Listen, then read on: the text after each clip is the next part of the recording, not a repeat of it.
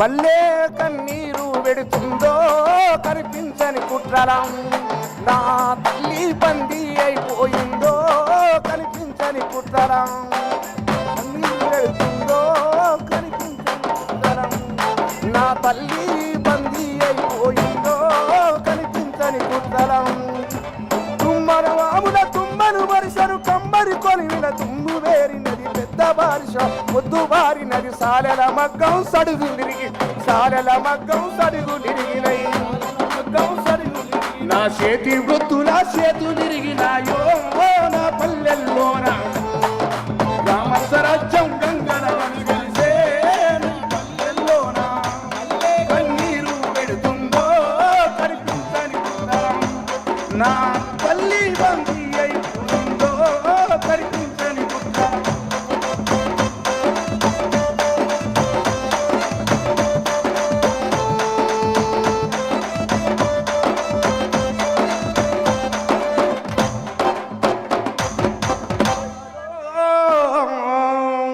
అట్లా.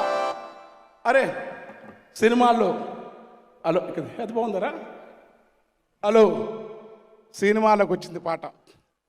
సినిమాలో రావడమే కాదు పాటలు మేము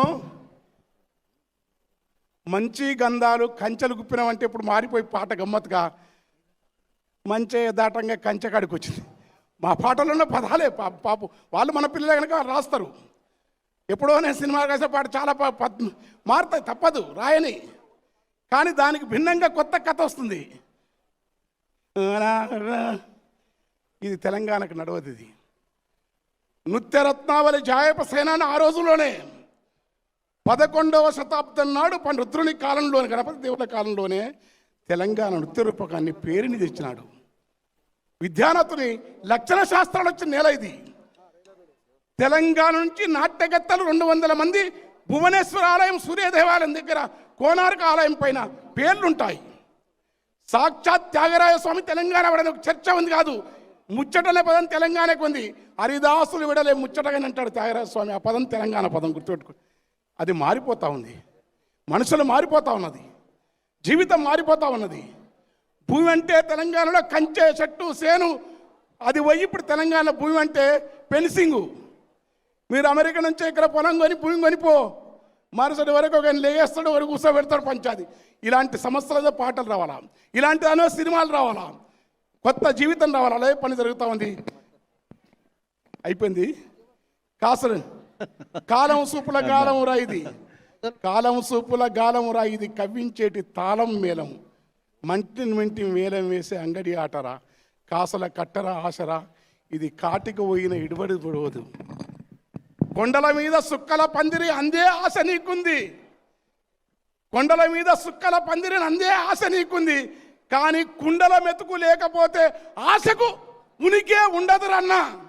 నీ కుండల మెతుకునిచ్చే నీ శాస్త్ర విజ్ఞానం అచ్చుగుచ్చినట్టు పుర్రెను 3D పెట్టొచ్చు, అచ్చుగుద్దినట్టు పుర్రెను అట్లనే చెయ్యొచ్చు అంటారా.